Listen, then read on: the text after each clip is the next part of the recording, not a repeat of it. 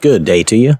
Hope you're having a wonderful day. I want to continue looking at our foundation. This will be part 3. And if I was going to give it a subtitle, I would say it's Having a Heart for Others. We've been looking at in depth at the Sermon on the Mount by Jesus. We've looked at the Beatitudes and being salt and light in this world, how we should not conform to this world, but stand out as followers of Christ. We also looked at what Jesus taught about conflict and how murder starts in our hearts. And really, we need to understand that Jesus is laying a foundation for us, and it's a foundation of changing our hearts based on truly following God and the heart of His law. And yes, Jesus is teaching out of the Old Testament, but this is the heart of the law. It is the precedent for what we regard as the New Testament, and this is the foundation of what Jesus wants us to follow. So here, Jesus is going to continue to teach us regarding our hearts. We look at Matthew chapter 5, verses 27 through 30. He's going to talk about adultery. You have heard that it was said to those of old, "You shall not commit adultery." But I say to you that whoever looks at a woman to lust for her has already committed adultery with her in his heart. If your right eye causes you to sin, pluck it out and cast it from you. For it is more profitable for you that one of your members perish than for your whole body to be cast into hell. And if your right hand causes you to sin, cut it off and cast it from you. For it is more profitable for you that one of your members perish than for your whole body to be cast into hell. So here Jesus begins by quoting the 7th commandment. I think I counted them correctly. Exodus chapter 20, verse 14, "You shall not commit adultery." Or you can say it the old way, "Thou shalt not commit adultery," right? Now, some people will say, well, there's only one way to commit adultery, and it's not in your heart, it's with the physical act, right? But they're missing the point. They're missing the point of this instruction, this lesson. Again, this goes back to our hearts, just like anger and resentment was the seed in our heart that caused murder.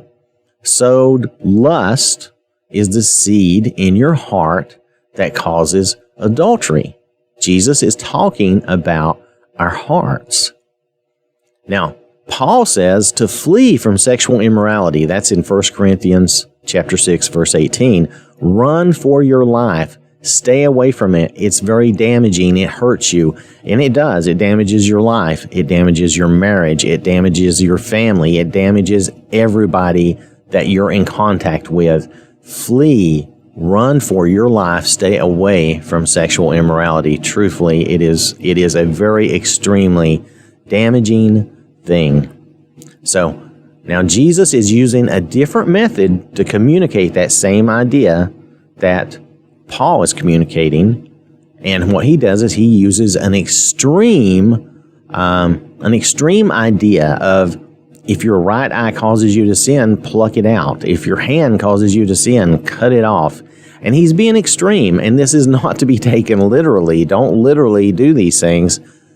But it's got that shock value to grab your attention and say, that's how serious this is. Don't let this take you to hell. Get this temptation out of your life. Remove this temptation from your life. It's that important. It is so critical that we understand that. And now I want you to realize something else, and we're going to probably talk about this just a little more, but this is a heart issue. If you love your wife, this is adultery. See, this is not just cheating or fooling around with anybody. This is adultery. If you love your wife, you should have a heart for your wife and not be doing this. Okay, so I want to mention that as well. Even though Jesus doesn't technically mention it here, he's going to talk about marriage in a moment.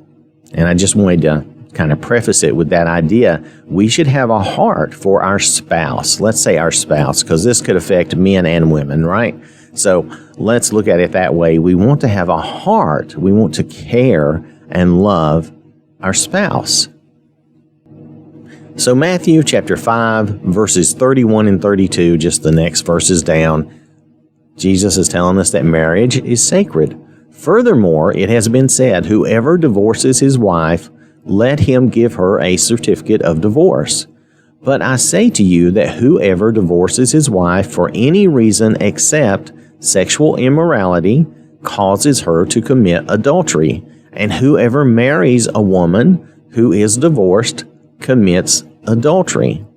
Now, this is a sacred thing. Jesus mentions the law in Deuteronomy chapter 24, verse 1, and what that law actually says if his wife, if she has lost favor due to some uncleanness or shame, which would imply that she's sinning and breaking the law in some way, then a man could divorce his wife and give her a certificate of divorce.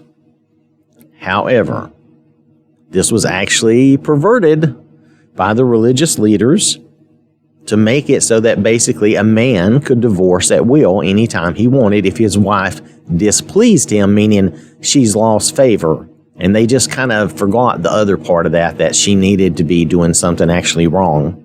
So just if she lost favor with him, they would be able to divorce them. We need to make sure that we're not doing that type of thing, but we'll talk about that a little more. Matthew chapter 19, verse 8, Jesus is talking about divorce again, and he says to them, Moses, because of the hardness of your hearts, permitted you to divorce your wives.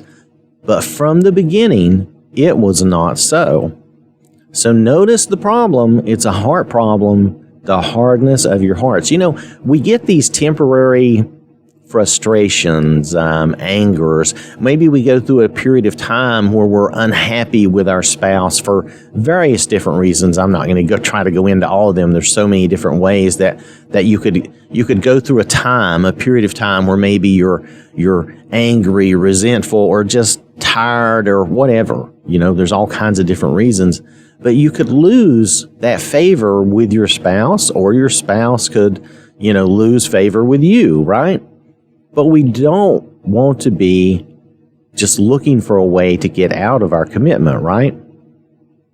Again, this is a heart issue. We should have a heart for our spouse. We should care for our spouse, love our spouse, and we should be putting our spouse, we should sincerely be putting our spouse and their needs and put their feelings and how you care about them. You should be putting them ahead of yourself. You should be putting them above you.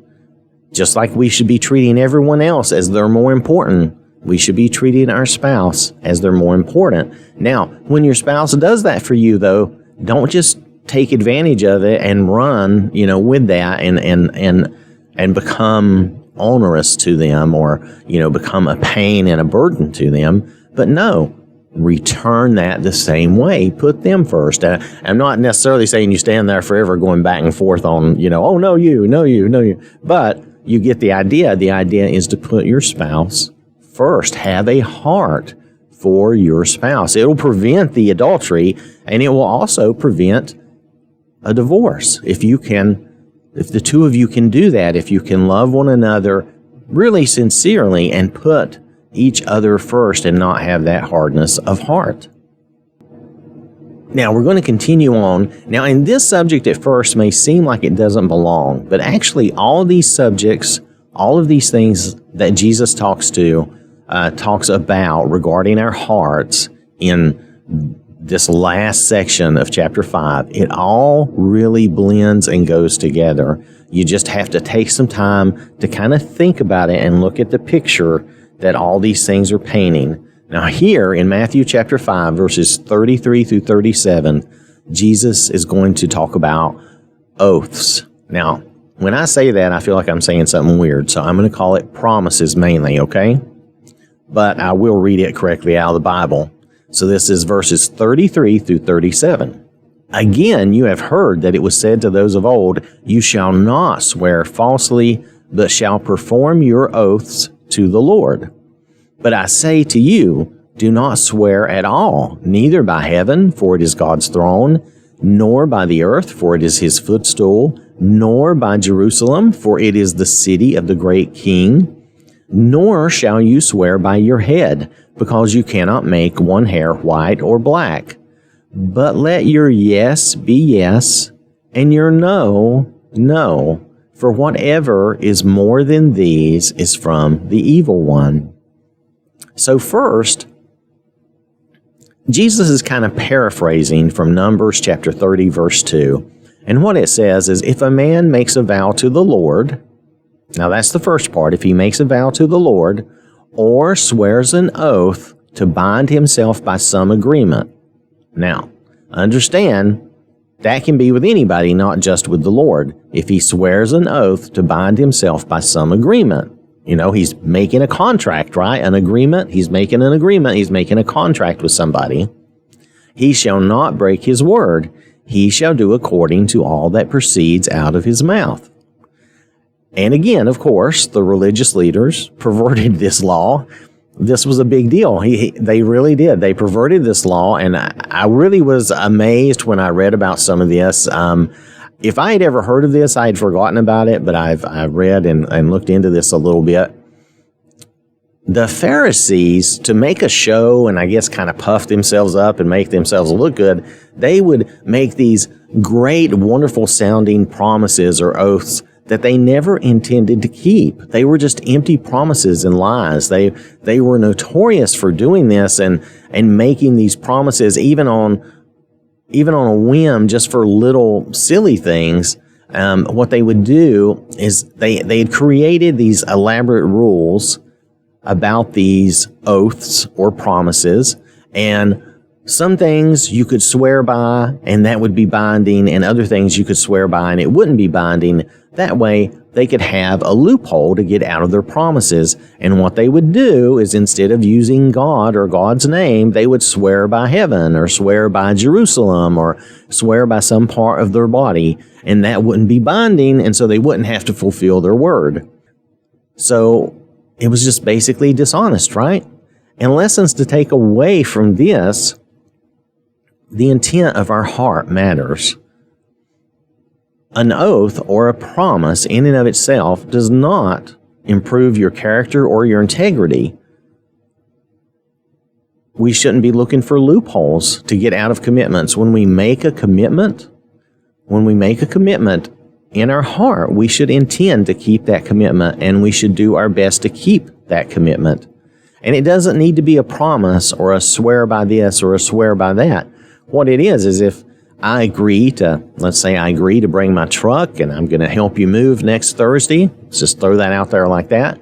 And I intend to do it. I have every intention of doing it. And if nothing happens and I go do it, then I've fulfilled that promise. I said, yes, I will do that. And I come and help you. But with the understanding that we're human, sometimes that truck is going to break down, and it breaks down. It's in the shop for 2 weeks, and I miss that. I miss that. I don't get to do that for you. Well, we have to have some grace and forgiveness with each other on things like that, right? But the intent of my heart is what matters. I intend to fulfill my word. I'm not promising or swearing an oath, but I'm saying, you say, can you help me? And I say, yes, I will plan to help you. We're just going to be honest. And that's what Jesus is telling us here. We shouldn't be looking for loopholes. Shouldn't be making empty promises, which are basically lies. That's just deception. We shouldn't be looking for loopholes to get out of contracts and commitments that we've made. And we should just be honest. I had a teacher in the 8th grade, Miss Runyon. I think she's passed now, but she was an interesting character, and she was a good person. She would say what you mean and mean what you say.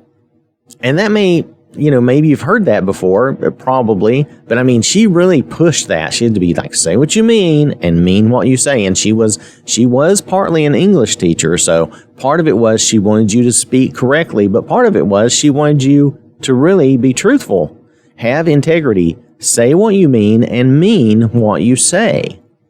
I think that's a very important lesson, and she had us that 1 year, and I think she drilled that in pretty good.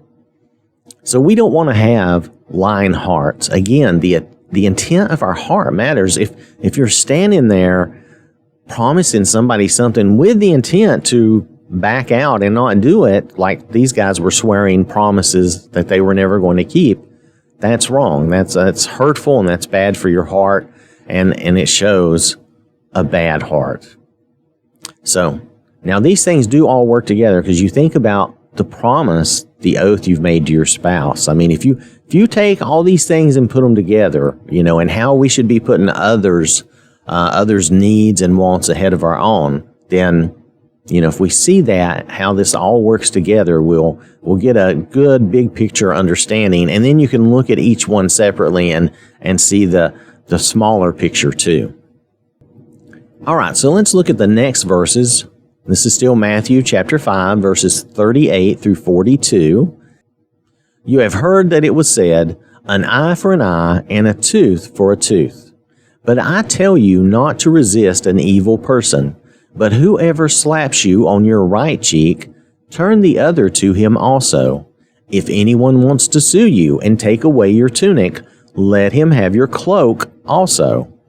And whoever compels you to go 1 mile, go with him 2. Give to him who asks you, and from him who wants to borrow from you, do not turn away.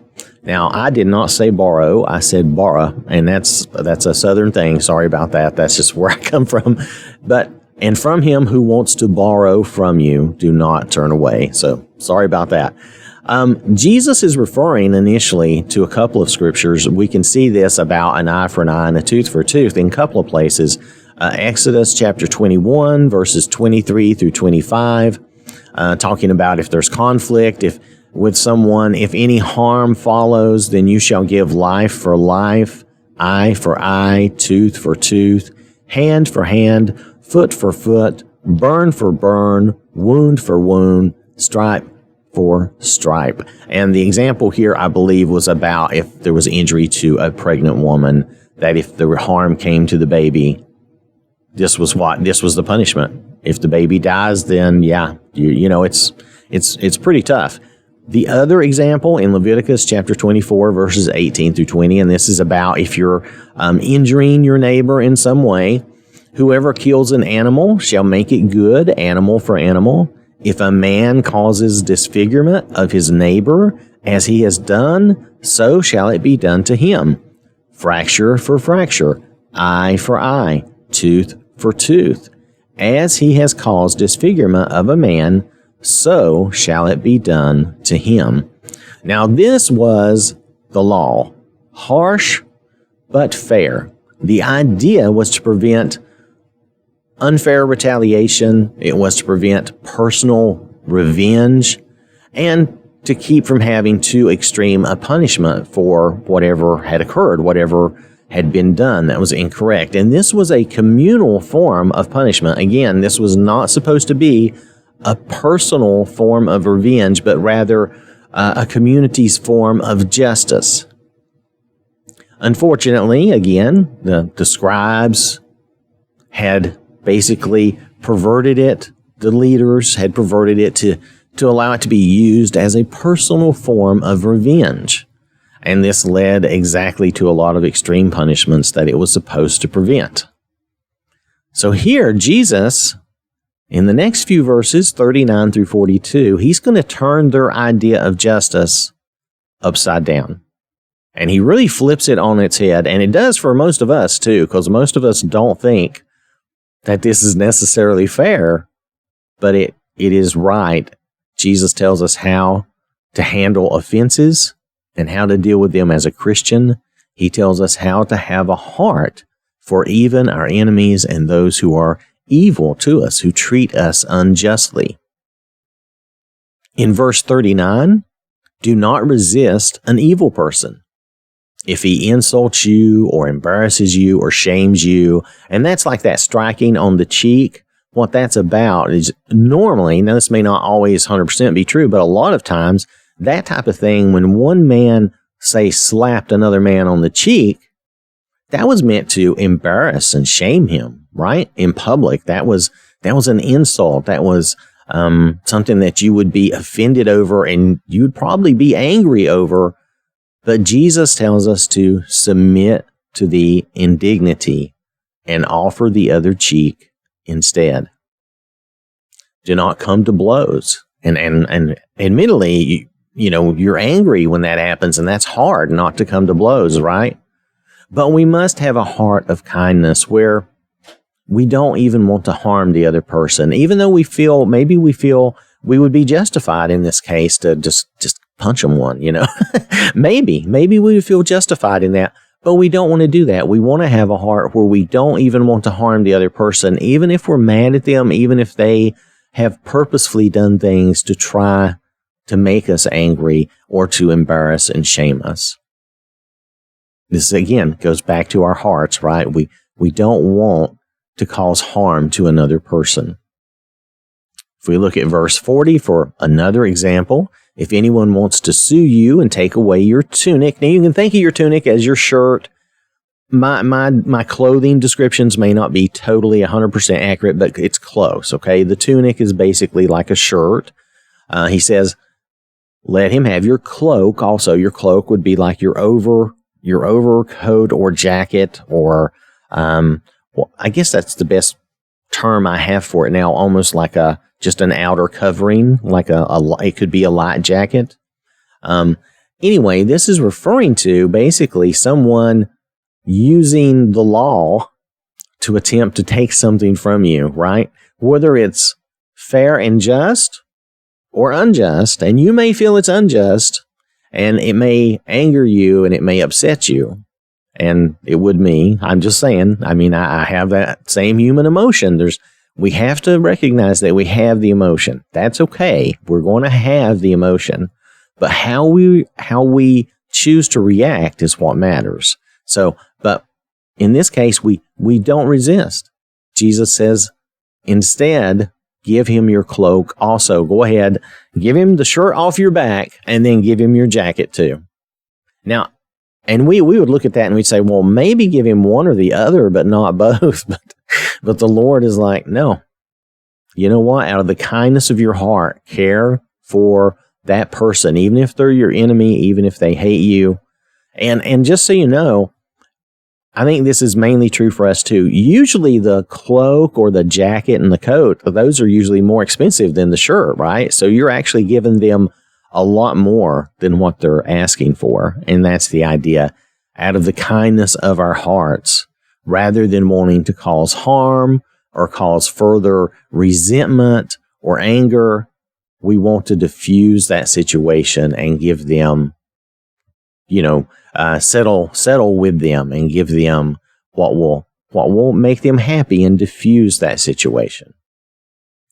Now, verse 41, whoever compels you to go 1 mile, go with him too. Now, this comes from a Roman law, or maybe it was just a custom, but I think it was a law for the occupied territories that they were in. A Roman soldier could grab you on the street and force you to help carry his equipment for 1 mile. And I think the law was, or maybe it was a tradition, but it was like 1 mile or 1,000 paces. That was the limit.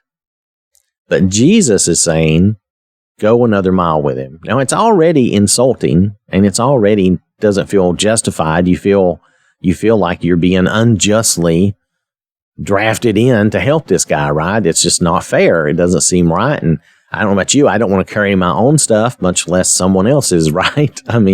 That's just the way it is. But Jesus says to go another mile with him, help him more. Even though, and this is definitely, talking about the Romans, they were definitely considered the enemy, right?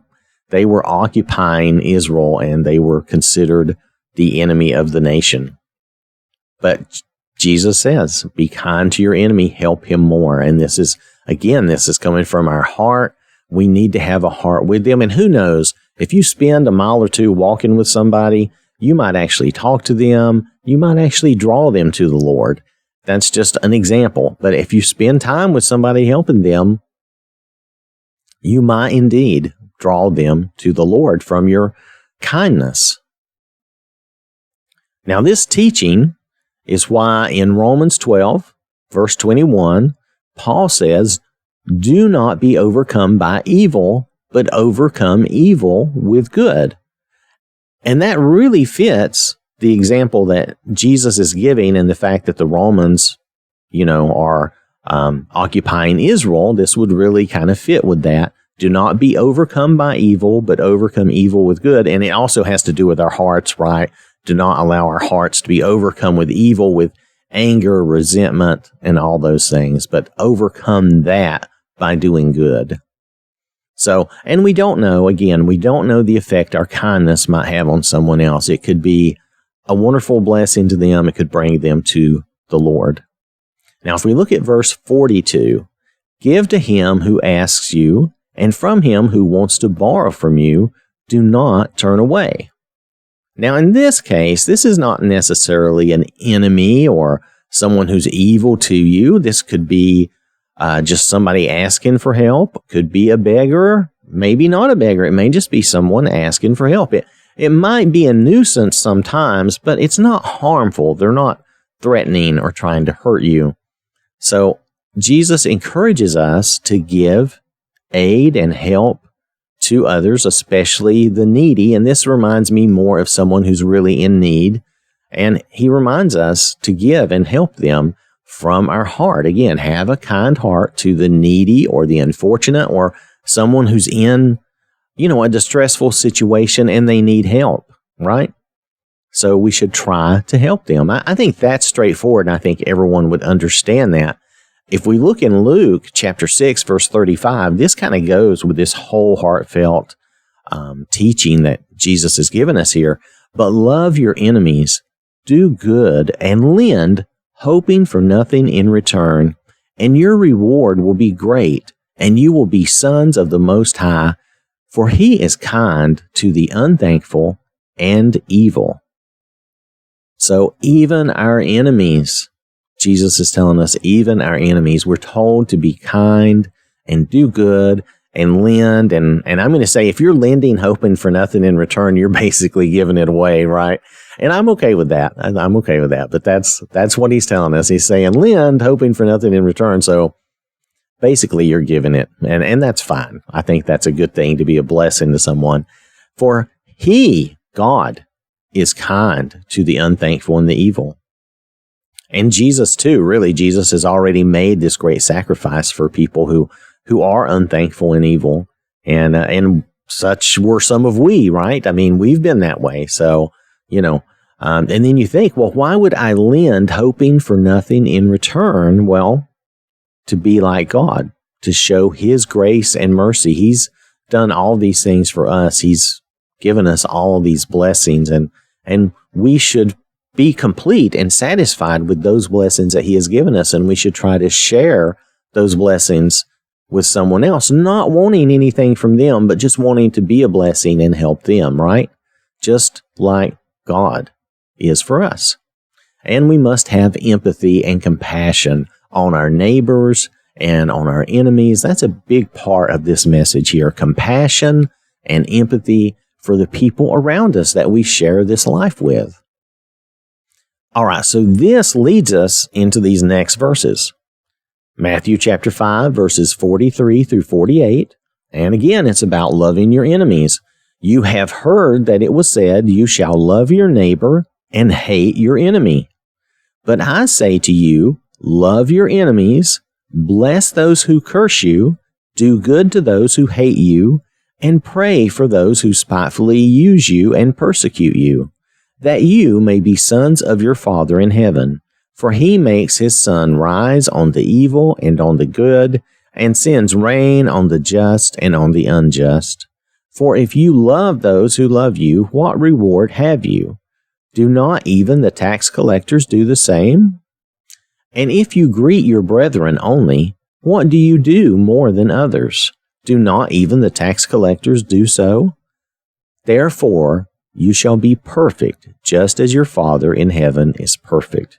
Now, I want you to realize that the therefore in verse 48 really goes back to verse 44, not the in-between stuff. Because if you do those things in verse 44, therefore you shall be perfect, just as your Father in heaven is perfect. So just wanted to mention that. If you'll notice, though, the first thing Jesus does is he references the law Leviticus chapter 19, verse 18, "You shall not take vengeance, nor bear any grudge against the children of your people, but you shall love your neighbor as yourself. I am the Lord." You'll notice something is missing from there, because if you notice, Jesus said, you've heard that it was said, "You shall love your neighbor and hate your enemy." But this doesn't say hate your enemy, does it? That's because, again, the religious leaders had perverted the law. They had added this, made this addition. That's not what God said. He said to love your neighbor, I am the Lord, not love your neighbor and hate your enemy. So, we have to be aware of that. That's not a good thing. If we look at verse 44, it encourages us to do basically the opposite of what is done to us. Instead of being a cursing or a negative thing, we are to do something good for them, right? Now, this goes against our nature, because when people do these things to us, we are more likely to be angered and frustrated back, right? But this is God's nature if you look at it. And as we go through this, I hope you'll be able to see that. Verse 45 tells us why to show this attitude of God's love, why to show that to people even when they don't deserve it, when they don't act like it. And that's so we may be children of God indeed, not just saying it, but indeed acting like Him, because He makes His sun rise on the evil and on the good, and He sends rain on the just and on the unjust. So we must be kind and do good, even for those who hate us, even for those who are evil, just like God, our Father. This is all very difficult. It's not easy, but this is what we must do. Now, all this comes down to, again, having empathy, love, care, compassion for our wives, for our enemies, for those who would oppose us or be against us in some way, for the needy. So really just caring for everyone, right? Caring for everyone in your life, because you're going to want to care for your children and your friends and all your family, not just your spouse, but everyone. And I said wives, but I meant our spouses. So we want to make sure that we care for everyone and that we're thinking of what's best for them and trying to help them. We need to understand empathy. We need to understand that they are human too. They have flaws just like we do, and they're going to make mistakes just like we do. And, this means helping people, even sometimes when we think maybe they don't deserve it, but maybe helping people in prison, for example. Hopefully helping them to come to God and change their lives for the better. And then also, if you see a chance to help someone who is opposed to you, who is maybe evil to you or mean to you, and you get a chance to help them and be kind to them, try to do that. That's another blessing like God does. And sometimes, now this is where it gets a little more difficult. Sometimes it means to tell someone the truth, even when they don't want to hear it, and even if it makes them hate you more. Again, love is not always easy, especially God's love. Simply put, in a simple way, God's love is putting that person, it's a decision. You choose to put another person's good, their welfare, ahead of your own. You try to do something to help that person, even if it's harmful to you, or you put it ahead of your own needs.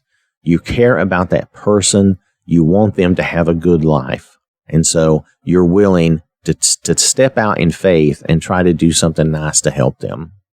It's a lot like a mother or a parent's love for their child. It's a lot like that.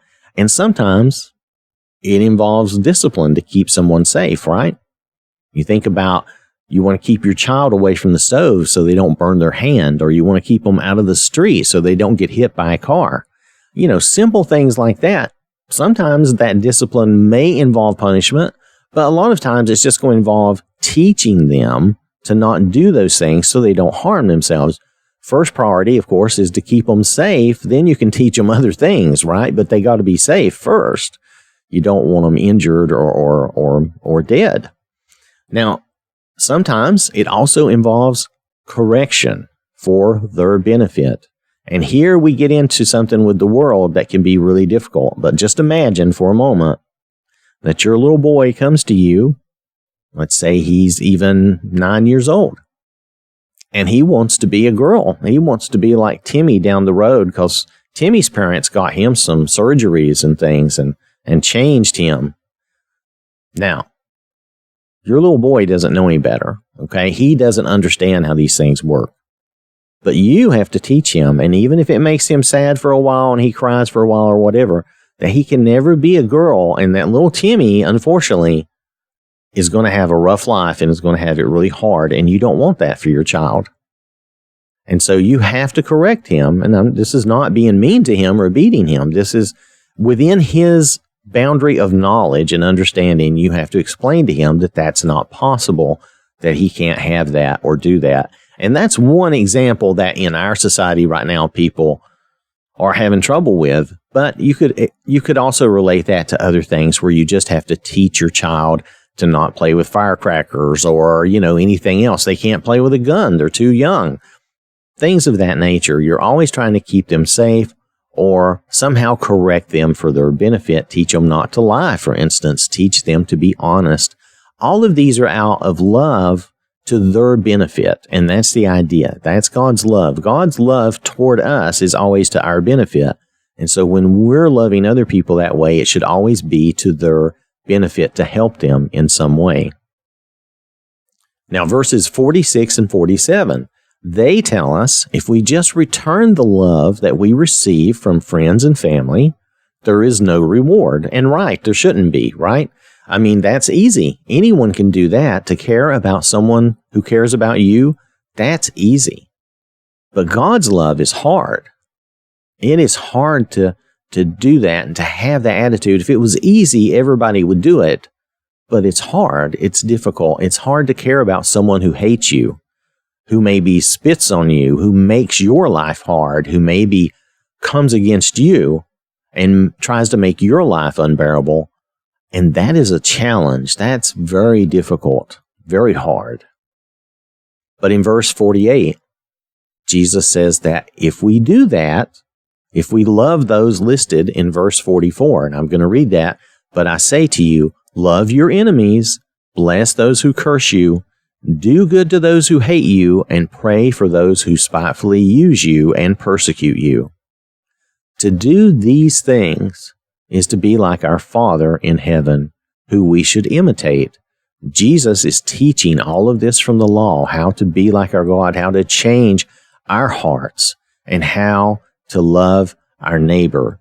And Jesus set that example for us and took all the same type of persecution and punishment for us for our sins. He took all of that to the cross and set that example for us.